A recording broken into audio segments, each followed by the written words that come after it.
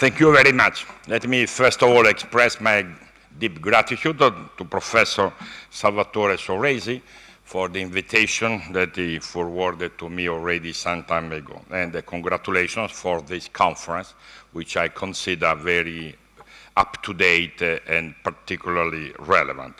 The topic which I have chosen, which I hope it's in line with the general philosophy and architecture of the whole conference, has to do with the idea of employability in general and in particular of young people. Now, let me start because I take it that people like you who are or are becoming expert in coaching, career counseling, and related subjects, perhaps might consider the argument of employability and unemployment today a major element of their effort. So let me start from the following consideration. The unemployment problem is not a new problem. It's an old one. It started from the beginning of the capitalistic market economy. Before the advent of capitalism, unemployment did not exist. Existed similar problem, but not unemployment in the sense we attribute to it in our society. So it's not new. There are thousands of books about the phenomenon trying to explain the causes and in particular the remedies to the unemployment problem. On the other hand, what is typical of this historical period, which means the last quarter of a century, 25, 30 years ago, it's a particular feature of the employability problem. Namely, the features are due to the emergence of two important phenomena characterizing the present epoch. One is called globalization, the other one is called third industrial revolution, namely the revolution of the new so-called new technologies. Now, these two phenomena, which by themselves could be separated, occurred at the same time. That is a novel fact. It's a novel fact. Never something like that occurred in our history of mankind, etc. Because I repeat, globalization could have occurred even without the third industrial revolution, and vice versa.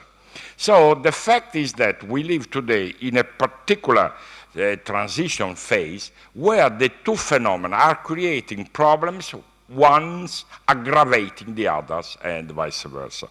And to give a plastic representation of these new facts, I think that the simplest way is to consider the labor market and in general the employment problem in terms of a metaphor of the following type. Yesterday, the labor market was represented like a pyramid. Today, it's not like that. It's like a glass hour, which is made like this. Suppose that we fix in front of our eyes these two figures. What is the difference? The difference is that the bottom base is the same, which means the bottom base, those jobs, those activities, routine type, which can be repeated and can be performed even without specific education of one type or the other. The differences are that yesterday there was a vertex of the pyramid, which means few positions to be filled by those very expert, very specialized. Today there is an upper base in the glass hour representation, which means that in the world of occupation, whatever they are, there are more and more increasing demand of specialization of different types. In the past, it was enough to have one top element, the bottom of the industrial or manufacturing organization in order to run it, etc. The second difference, which is the one which affects us in this case, has to do with the intermediate level. Because at the intermediate level of the glass hour, you have a bottleneck, because in the glass hour, which means that today what are disappearing are jobs which corresponds to a medium level preparation, medium level of education. That is what is creating our problems.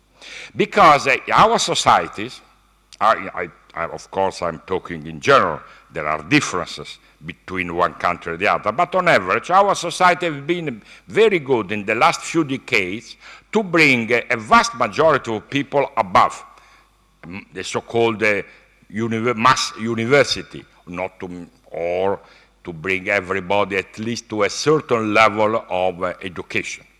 But what happens is that at that level, intermediate level of education, there are no jobs. And that is the point. There are no, or better to say, there are not enough jobs to occupy all those people who have been brought up. Now, there is a very recent publication by OECD in Paris. OECD is the organization of the most advanced countries in the world, which depicts the phenomenon very, very, very clear, with actual data. So I'm not talking about hypotheses or theories, but actual data itself. And that is true in every area of working activity, not only in the industry, but even in the profession. I keep on saying to my students, if I have suspected that I have some disease, serious disease within my body, no one of us will go and visit a general practitioner. No, we want to go immediately to specialized doctor. Suppose that I feel something in the area of my heart. I want to go to visit a cardiologist because I know that otherwise I run the risk of wasting time if I go to a general practitioner who can keep me waiting a few months before I found the proper diagnosis of my problem. The same is true with lawyers. I got back last night from Canada, and I had a meeting with law firms. They said to me something which did not surprise to me. They said, you see, most of our lawyers have almost nothing to do. I said, why according? Oh, because you see, they are good, but they are not very specialized in such a way as the clients can obtain a good service. Consider what happens, for instance, in the area of international dispute, etc. If I am a person or an entrepreneur, I always want to a highly specialized international lawyer in order to cope with my problem. I will not accept to go to any lawyer whatsoever. So the problem I am describing, it's a transversal, does not affect only, let's say, in manufacturing or the industrial sector, but every area. And that is what is provoking the problems with employability. Because we have left our younger generation to believe that it was enough to reach the degree, the first degree of our universities, whatever you can call, in Italian we call it laurea, but doesn't make any difference, baccalaureate in France, etc. We brought them to believe that it was enough to reach that level in order to be able to get a job. That was true in the past, because in a pyramid, the intermediate level was to be filled with many opportunities. Today, there is a bottleneck. So the question then becomes, what should be done? Because we live, as I said, in a epochal transition. And as economists know, there are specific costs of transition, which are to be differentiated from production cost, transaction cost, but also transition cost. And what happens is that sometimes, most of the time, not sometimes, economists forget telling that there are costs of transition, which means of moving from an old equilibrium to a new equilibrium, from an old social equilibrium to a new social equilibrium.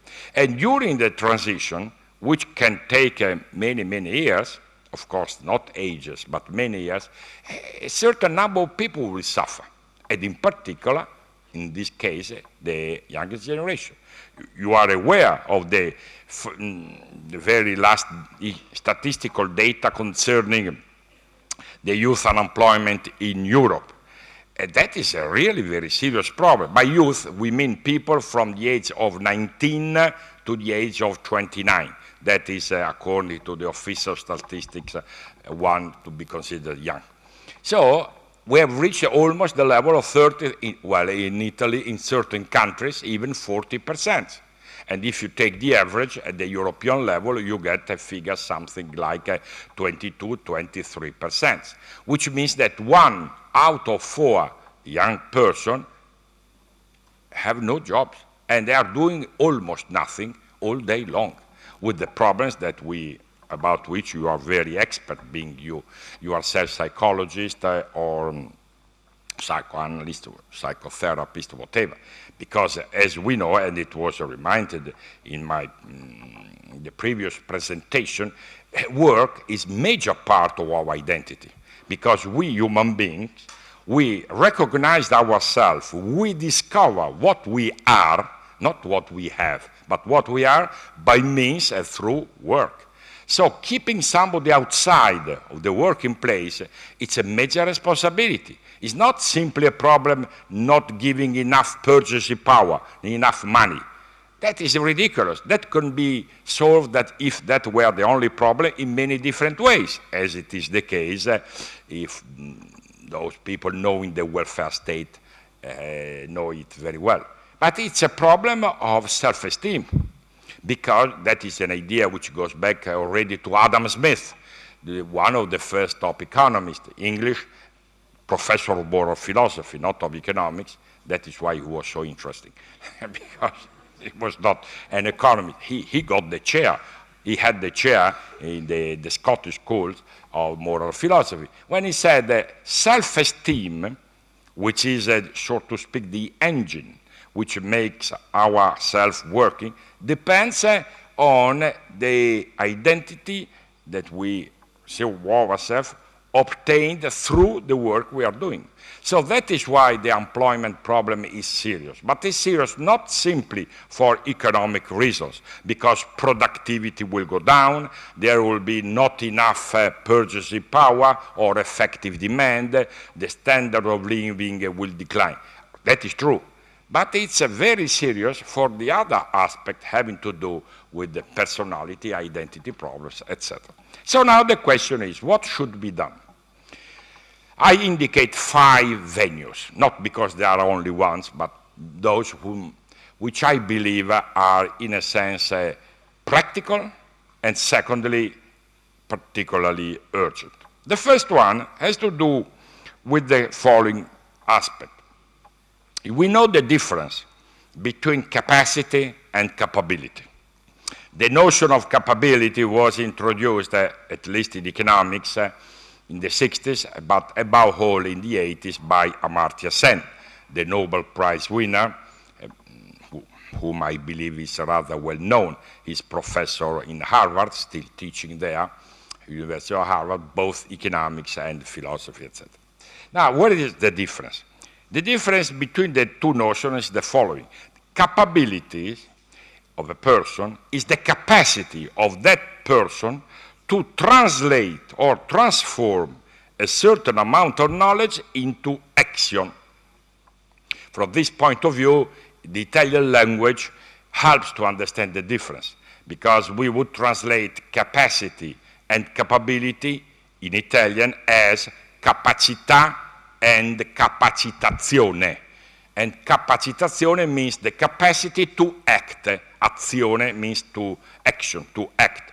So a person is characterized by high capability if that person is able to transform the knowledge of one type or the other into action.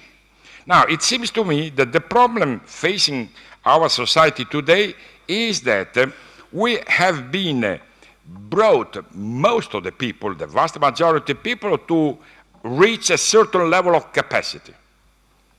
And that is the schooling system, educational systems, they perform the good role. But to this level of capacity does not correspond an adequate level of capabilities. And that is why then people get unemployed. Now, what does it mean in concrete terms? It means that monotasking belongs to the past. That is, I know that is a sad piece of news for a certain number of people, but we have to admit that. Monotasking, it's over forever. Which means that over the time span of the working life, usually working life is 40 years, more or less, there are 3 different technological cycles, which means that on average, over my working life, I have to pass through 3 different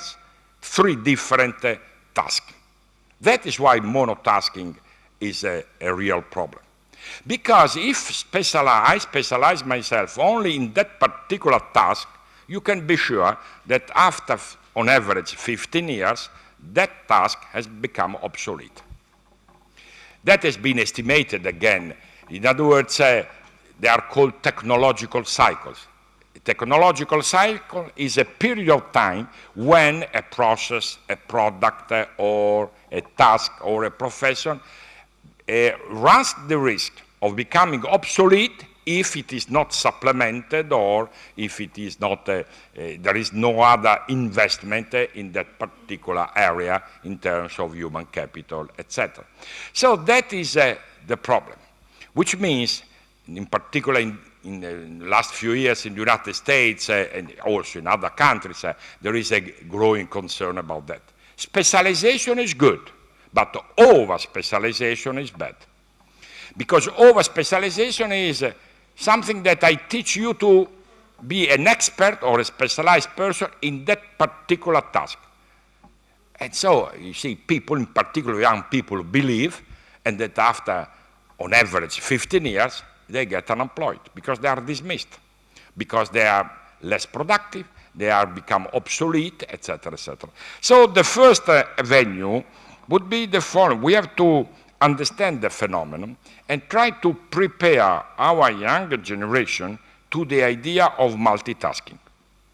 Now, I know that there are different interpretations of the multitasking concept. I have no time to develop it further, but I consider that more or less everybody understands what I am meaning, etc. Which means, to conclude on this first point, that we might be able to explain these things to young people, and that the evolution of that, because you see in the past, the technological cycle more or less coincided with the working life. That is the novelty. The technological cycle before the third industrial revolution, I was told, was almost from 40 to 50 years. Because the speed or the rate of technological advance was very slow. Almost major innovation occurred every 40, 50 years. Nowadays, the technological cycle is 15 years on the age. And in certain area, in particular the so-called new technology, the advance, it's even lower than that, etc. So that is the first aspect.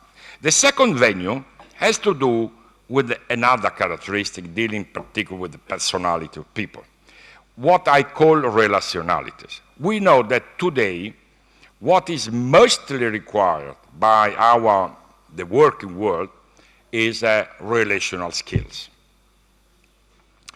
Now, everybody talks about relational skills.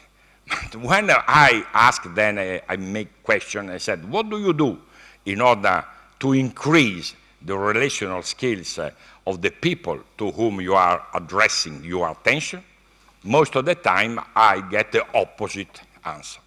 That is a part of the game. So I'm not that much, I am accustomed to that. The point is that relational skills are required for a specific and technical reason. What some American economists recently have called connective capital. We know everything about human capital, social capital, natural capital, etc. A new notion which is emerging in this period is that of connective capital. The idea basically is the following. Within a productive organization, whatever it is, could be a sports team or a manufacturing firm, never mind.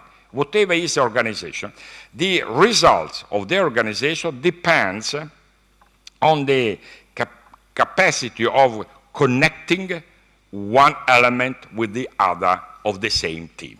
That has been called connective capital, which means that human capital is not enough today. In the past it was enough, but not enough. Suppose that you have a team in a particular firm. Each one of member of the team is a super person, almost a genius. I am exaggerating, of course. But if these members do not cooperate among themselves, the results will be not satisfactory or inefficient. Which means that it is not enough to invest on individual. It is necessary, but not sufficient.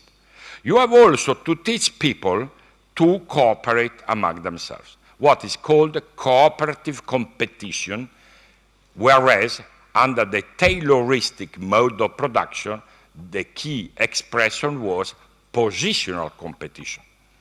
Positional competition means that within a team, I have to compete against you. And we know what happens in reality in our organization when that is the case. Cooperative competition means that we have to compete with respect to another team. And so among ourselves, we have to establish cooperative relations. Now, this is what do we mean by relationality.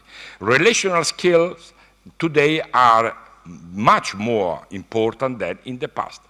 In the past, the economic game was mainly individualistic. Today, it's no longer individualistic. And still, it is a fact that in our schools, in our university, we maintain the old model. We say to the students, you have to be the brightest, you have to be the number one, you have to be, but it's impossible that everybody is a number one. It's impossible. So that is ridiculous. Professors keep on teaching wrong things. And so, and then the students, at the end, because everybody is brought to believe that the future and the success in his career or her career depends on his or her own abilities. In partly that is true, but that is not enough. Depends also on the relational skills I am talking about. So that is a second point where we really need to rethink our pedagogical or psychological or educational models of teaching.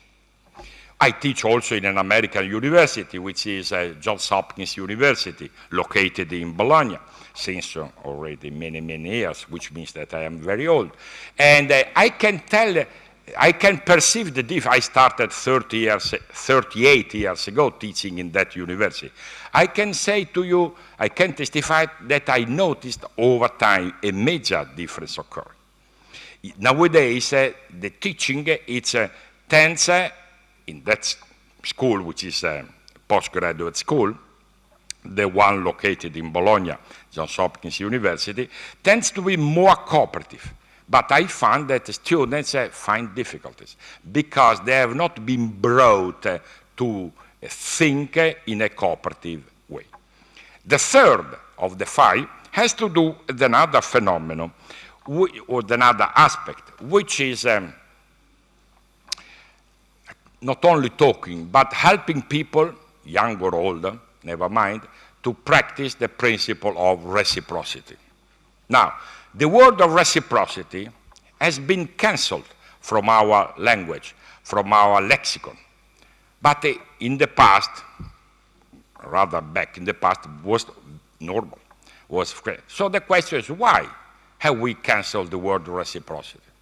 Because the word reciprocity poses many problems, in particular to those doing counseling, career, coaching, etc. Because you see, reciprocity is not to be confused with the exchange of equivalence principle. We teach to our children, when they are small, the exchange of equivalence. A boy, a girl knows that if he or she wants a toy, has to pay something in exchange. That is called exchange of equivalence principle. And that is typical of a market economy, which is okay. But reciprocity is different, it's not the same. Now, how to make in 1-2 minutes clear the difference? Today, our language or our culture is based upon rights and duties. Everybody's talking about rights. In some countries or in some spheres, the emphasis is put on rights. The rights, a recent group of Italian philosophers and lawyers, they said, we claim the right to have rights. Okay. And the question was, what about duties? Our duties are irrelevant. Or in other quarters, they say duties. You have the duty to do that, blah, blah, according to the cultural metrics, which is okay. Rights and duties are fundamental elements of our society. But in so doing, in the last, let's say, century or something like that, we have forgotten a third category, which is the category of obligation. Now, obligation, it's a word coming from Latin, obligatio. That is important to know the origin of the words, if we want to interpret them correctly. Obligatio in Latin means the fact that I am linked to you. Ligatio means a cord linking me to you. In other words, there are certain things which have to be done, not because they are a duty, because there is a law, or it's a regulation, or a set of rules saying you have to do that, or because they belong to the categories of rights, but because of the fact that each one of us is linked to somebody else, virtually with everybody else. So now that is the shortest way to understand the notion of reciprocity. Each one of us has to behave and to do things not because it is in his or her own interest, which is okay, exchange of equivalents. I trade this watch against you if you give me back the price, which is the value. That is the exchange, which is okay. Or because there is a government or a superpower imposing a certain duty, which is okay. But there are things or relations among human beings which are due simply because we belong to the same nature. We have the same fundamental nature, in spite of differences in many other regards, etc., etc. So now that is the point. If we do not teach or help our younger generation to practice the principle of reciprocity, you can be 100% sure that those people, most of the time, they will get unemployed.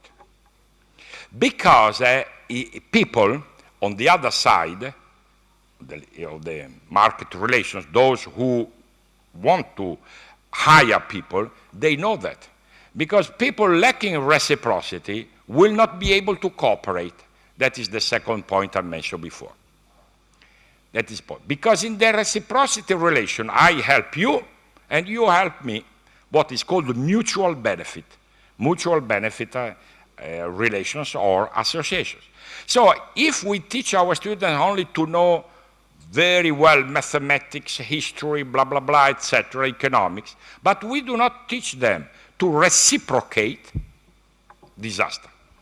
I could give a lot of empirical evidence proving that all those who are unemployed for a long period are those people who have never been trained or never been educated to that. So if I were a coach or were supposed to, the first things I would try to make clear to the person confront with me is exactly to find ways to reciprocate.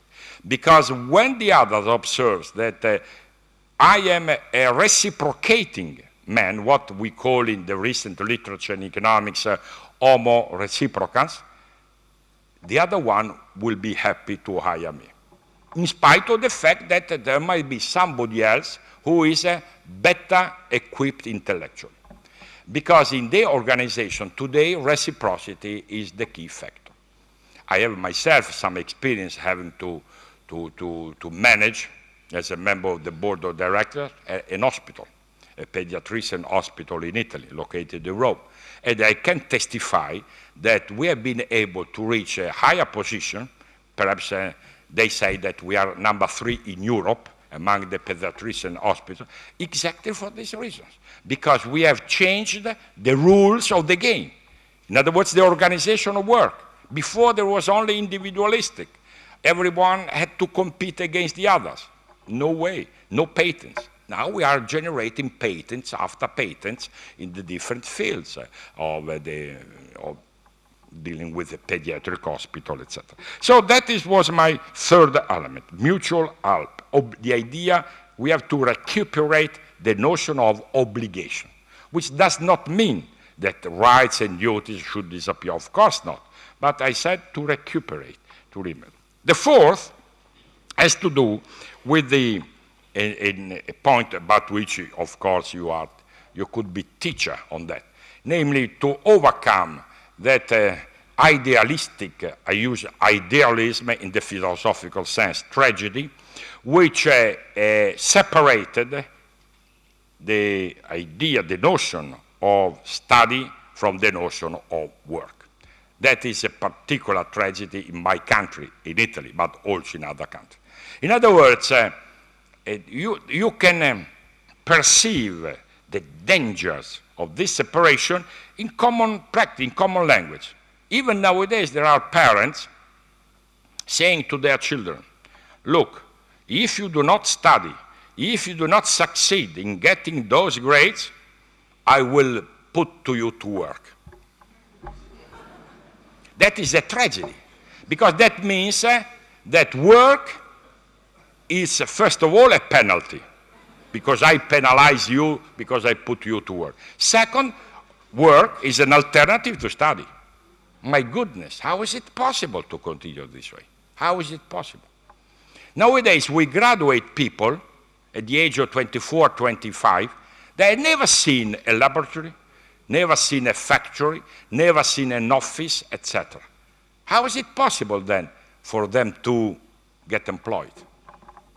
In other words, we have to start, some countries, both in Europe and elsewhere, they have already started this, to fight against this dysfunctional division of the fields. But there is a lot, in my opinion, to do. You can call them internship, you can call whatever you want, but the problem is that we have to consider beyond a certain age, for instance, beyond 14, 15, 16 years, we have to create a parallel, let's say, path between period of study and period of work. You have to articulate them, because otherwise, if our younger generation conceive the work as a penalty or as something which is for those who are, in inverted comma, inferior, then there is no way to come to grip with the problem at hand. Finally, I might come to the fifth element, which has to do with another feature mainly directed to the work and the attention of the economist.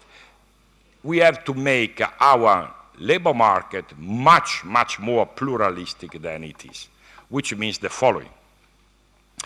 We should know, that is economic analysis, that no more than 80% of the labor force in our countries can be employed within the capitalistic sector of the economy. By capitalistic sector of the economy, I mean the set of all forms of enterprises which are called profit maximizing enterprises. That is technically is the name for capitalistic type of enterprises. Now, no more than 80% can obtain a job within this sphere. So what should we do with the remaining 20%? That is the big question. That is why we have invented in recent times the notion of precarious. In the past, precarious people did not exist. Existed employed and unemployed. Today we have employed, unemployed, and precarious people. That is revealing.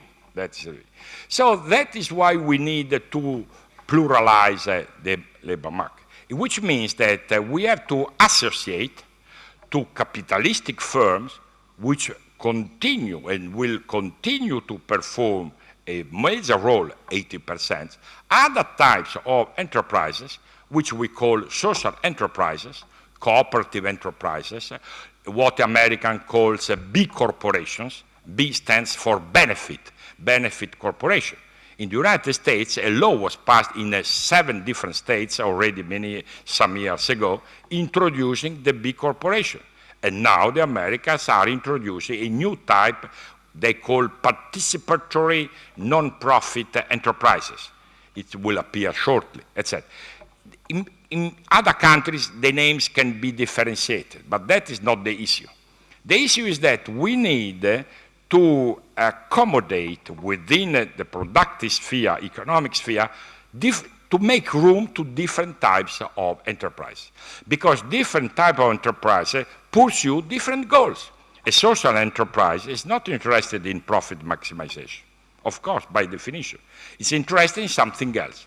So now the question is, if we really are serious people, and we do not like rhetoric of one type or the other, we have to consider that if we believe that offering work, I said work, not job, we're offering work to everybody, it's part of the self-construction of identity, etc., we have to move in this direction, instead of continuing to believe that the present crisis will be over in 1, 2, 3, 4 years, which is not, because the problem I'm talking is structural. Of course, the present crisis, which started 5 years ago, as we know, in a sense has deteriorated, but the problem I'm talking about already existed before the crisis, etc. I have finished my time, and so I have to conclude. And by conclude, I realized that I didn't mention a problem, which is connected to what I've been dealing with, but it's also separated. And that is the problem of women, the gender problem. Because in this general problem of employability of the young and less young people, there is a further element which, in a sense, exacerbate the situation. And that is all the figures about this problem that we can control always see the women in a worse position than men. Ceteris paribus, which means category by categories, age by age, etc. That is, again, a real serious problem. Because, in my opinion, we cannot tolerate that a society can be called civilized if it discriminates 51% of its members, because women are 51% of the population, more or less, 50.5, 51.0, whatever, etc. In other words, we cannot tolerate that 51% or even 50, half of the population, is under what Guido Calabresi, the founder of the Yale School of Economics, he was an Italian by origin, called a tragic choice. A tragic choice, in the definition of Guido Calabresi, famous professor of law, is a situation whereby a person is compelled to choose between 2 alternatives, both of them having value. That is called tragic choice. In this case, the 2 alternatives are career, work, career, and family, children, etc. It is a fact that the 50% of the population represented by men do not have to suffer such a tragic choice. That is, we have to admit that. Because for a man, it's normal to pursue the career. The women still, and in certain countries, that is even more true than in others, they have to submit to this tragic choice. I think that is intolerable. And above all, it's very naive. That is the fault of Taylorism. Because Taylorism was a mode of production. Friedrich Taylor was an engineer.